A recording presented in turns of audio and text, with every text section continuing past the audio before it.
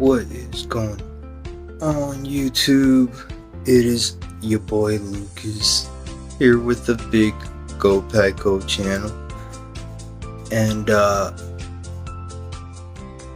because of my lack of paying attention to my electronics and a whole bunch of other things, which I'm sorry, I've missed 3 weeks. I got this week, and we're gonna recap the other 2 weeks and what I think about how those games went, because I do have I did want to share my thoughts as far as that goes on how the Packers past 3 games have gone so far. So we'll start with week 2 against the Bears. Truthfully, week 2 the Packers came out well. The thing about that is that I as humble as I want to be, look, it's a divisional rival, and anytime we beat the Bears, it's a good day. Hell yeah. So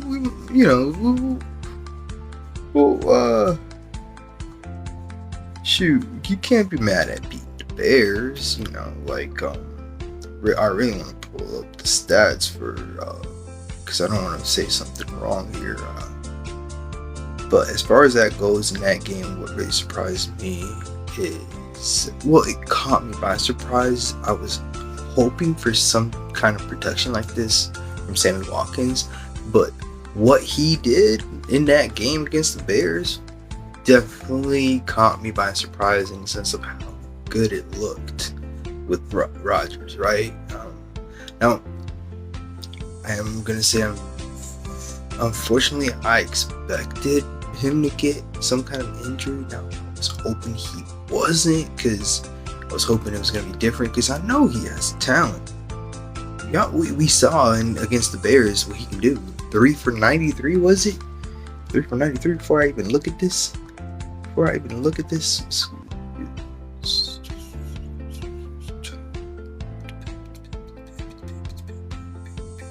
Oh, this is so lame. It doesn't even give me the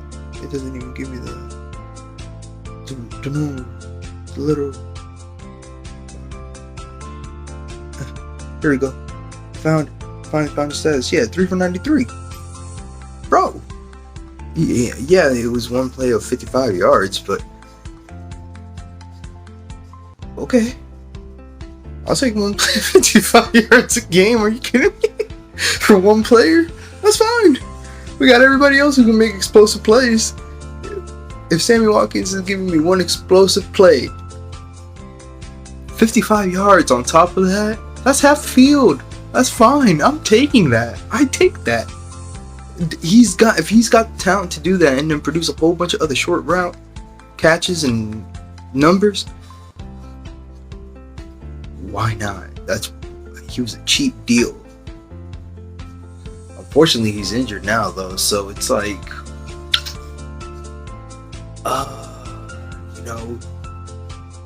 you hate to hear it, because you see how good it could be, but and on top of that, his run blocking was like right there. Watching him and Lazard block. Look, Aaron Jones went off for 132. Off of only 15 carries, folks. Like, that's not just the offensive line blocking. That means the wide receivers, the tight ends are out there doing their job. And mind you, Sammy Watkins was a starter, so Sammy Watkins is doing his job. And that's what we need. Aaron Jones going off for 132. Sure, it's the Bears. It's a rival team. We're at home, and their offense isn't the best. But that's besides the point. They still have a great middle linebacker, but we had a tight end or a wide receiver doing his job on him. Doing his job. They were out there. Rather, they probably put the tight ends on them. But regardless, that means tight ends doing his job. Those corners, they're not no joke. They got, what was it? Is it Kyler Gordon, that rookie that they got? he's not horrible. They picked on him and they found his weakness, but he's not the worst. He did pretty well pretty alright in coverage. Eddie Jackson is not a joke for a safety. I hate that they have him because I loved him in Alabama. And then Jaquan Brisker. Yeah, they drafted Jaquan Brisker. I wanted the Packers to draft him, but I know he's gonna be a hell of a player. But the Bears got him now, and he's their secondary. So it's not a slouch of a defense. Sure, their front seven isn't as strong because they lost Khalil Mack and Akeem Hicks, but I mean, next man up. All right, let's go. And it's like they still have those linebackers, so and they got. I mean, so all in all, it's like I'm just saying the matchup was there for as far as offense and defense. Their offense, our defense was a mismatch, obviously, but it is what it is. But yeah, truthfully, in that game, Sammy Watkins was a pleasant surprise. Truthfully, it's fantastic. I loved it. Aaron Jones, everybody, that was a full team win all around, truthfully. And against the Bears, you love to see it.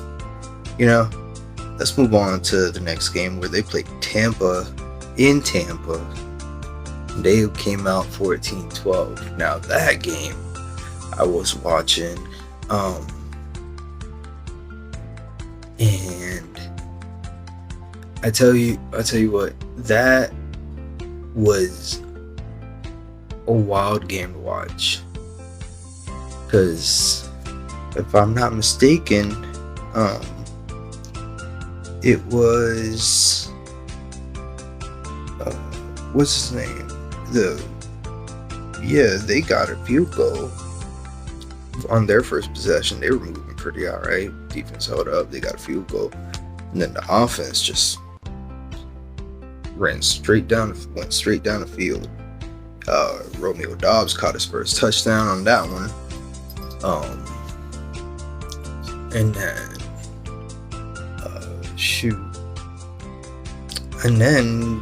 then the Packers scored again. I could just look at their stupid. Okay. Oh, okay. I'm learning how to use this now. We're gonna learn together. But yeah, then Alan Lazard caught the second touchdown, and that was a heck of a play.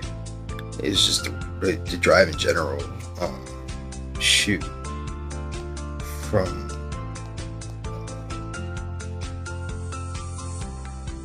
what was it?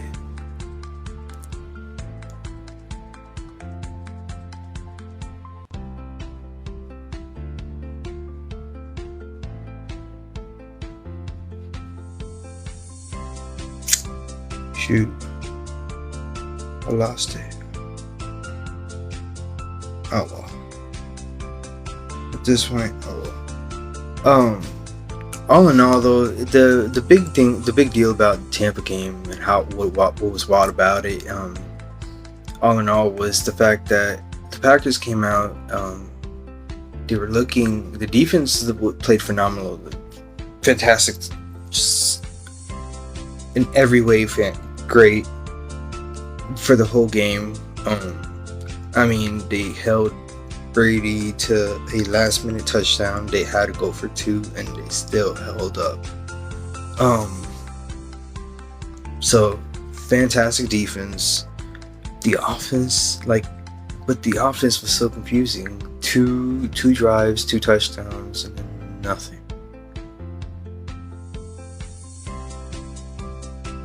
It's kind of concerning, you know what I mean? But at the same time, it's fine because they did their job. They know what they were doing. They're backed by a great defense, so you're confident about the game in general. But you're like, all right, come on, offense, we can't be doing that. We got to learn through those pains. Of course, we know it's those growing pains because unfortunately, that game we were without Sammy Watkins. So, and then mistaken, oh, I think Jair got hurt that game.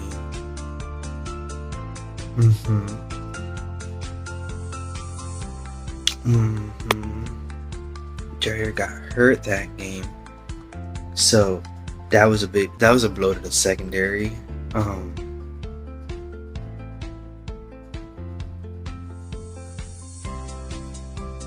Shoot, man, that was awful.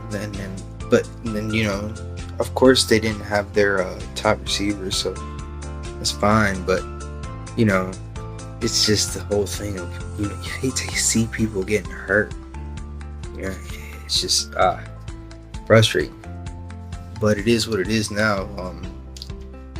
Obviously it did play a small bit of a part in why the Patriots versus the Packers game was so close. Where the Packers came out in overtime. We got a lot of football that this past Sunday. But overtime they won 27-24. And that Bailey Zappi had a game come in because Brian Hoyer got hurt. And that was just that game was not recommended for people with anxiety. I swear I had to take some medicine right there and then. Shoot, that game had me on the edge. I was like, good lord, I was screaming, I was yelling. My roommate could hear me, and look, that game should not have been that close. I don't know why. It was obviously, actually, yes, we do. We all know why. It was that uncalled second delay of game. Second, it was 2 in a row supposed to be, but now they called one and then let the other one slip. Packers players were all trying to point at, hey, the clock is done. And then they just kind of started playing after the fact. They were seeing that the game was going to keep going, so they saw the thing. They saw what happened. But it wasn't supposed to be a play. That was not supposed to be a play. Should have been 24-17. But all in all, that game came out. Was great to see Christian Watson run that first run it. I guess any way, shape, or form to get him active.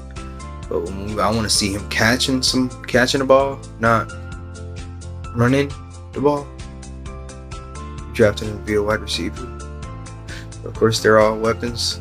I understand scheme, whole nine. I ain't gonna complain too much. He got a touchdown. It's great to see him get his first touchdown. And so that's a great confidence booster for Romeo Doubs getting that next one, getting that touchdown, that over the back shoulder, if I'm not mistaken. He just, I can't wait to see more of that, because Romeo Doubs, and then he could have really made a statement if he was just able to hold on to that ball. It would have been 40-something yards. I think it was 47 at max, 47, something like that. It was a beauty too. Rodgers threw it perfectly. It was just, he had cornerback beat. That was it. The cornerback got back to him, but like, he had already had the ball in his hands. It was just coming down. Gotta hold on to it, man. That's why Dez didn't catch it. Can't be held by the ground. Come on, bro. Hands. But it happens. Be like that. I know the impact. It was really the impact that got him. But hopefully they try again, and the next time is a good one to watch. It's actually a catch, a touchdown. We can all celebrate, because I want to get that. I want to get hyped for that. Either way, though, next week they got the New York Giants. Hopefully, you know, they figure out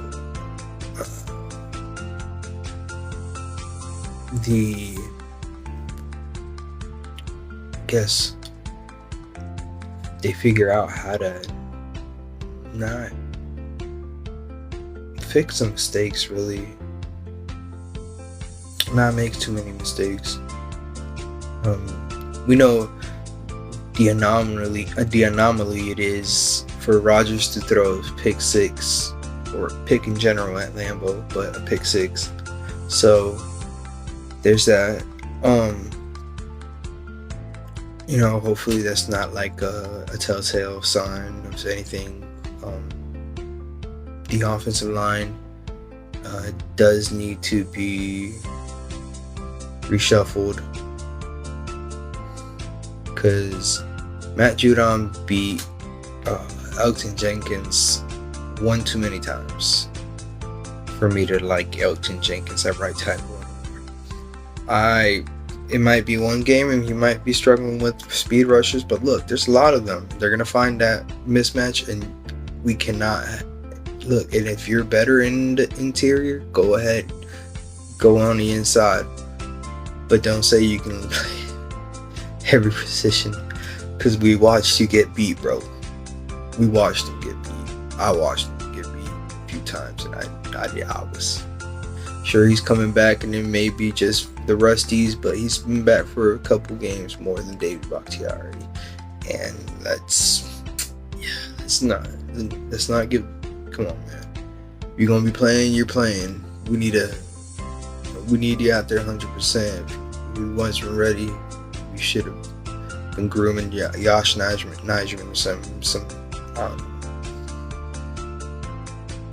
or could have been playing Zach Tom over there, letting him, you know, flourish into the tackle he could be if he's at that. He was a left tackle. I think he's a better left. He should stay more on like that side, left tackle, left guard, center type of, because he did play center. So staying from center off to the left side would be his best strong suit, considering that that's where he played the most during college, of center and then left tackle. He skipped that left guard, but I'm pretty sure he can get around to it. He's got good size and weight for it too. Russ Newman, I know I'm more confident with him at right guard than this old boy's name, Jake Hansen. Oh God, please put him back on the practice squad. But yeah, look, I believe Sean Ryan might be able to, because he is a power run rusher, and his maybe pass protection isn't the best. So then that way you can maybe now you got a solid trio here. You can slide the protection that way to help, if anything. I think if they shore up that offensive line, or if throughout this week practice they really work at it, and then they're confident going into next week, and they show that they were going to do better, I'm good with it. But something's got to be done to help protect Rodgers. He got rushed one too many times. We need to run that pony package a lot more when they have two backs in the backfield, two running backs. Because AJ Dillon and Aaron Jones are the focal point of the offense. So, and then as far as that goes, that all together will mesh. We know that as long as we got Aaron Rodgers solid on the quarterback, we know that the talent is there at running back. We know the guys at wide receiver can handle their assignments. They just need to make sure that Rodgers is well protected, and I think everything will start really coming into place. As far as the defense goes, still having problems against the run. that was definitely scary to see. We need to see if they're gonna adjust for the run, because they're getting beat by running backs, and I get it. They have like 4 rushers and then the 2 linebackers. So I get it. Like they're playing more of a 5-2 type, whatever. Or really 4-2. They always got like 3 corners, multiple. I thought they were changing it up. Regardless, it's not really being effective against the run. That was all I'm trying to get at. Truthfully, before I go on a rant, trying to think about all that. At the end of all day, they're doing great against the pass. There hasn't been like the worst. It hasn't been the worst passing defense. But the run, they gotta stop those running backs. They've got to cut out those 4 or 5 yard chunk plays that are really hurting them when good running teams are coming in. Because look, David Montgomery is a weapon. I hate the fact that the dang Bears have him. Okay, Dalvin Cook is a weapon. I hate the fact that the Vikings got 2 Hall of Fame. One Hall of Fame and then another one with Hall of Fame potential, and he's just got to keep going at it. He's gonna be in the Hall of Fame, known for how explosive he was. But having Adrian Peterson and then Dalvin Cook back to back, bro, that's not fair. Either way, I mean, I get it. Packers had Favre and then Rodgers back to back, so we get it. We'll give you all the running backs. We take the quarterbacks. That's cool. Whatever. Still, and then they got DeAndre Swift to see. Like,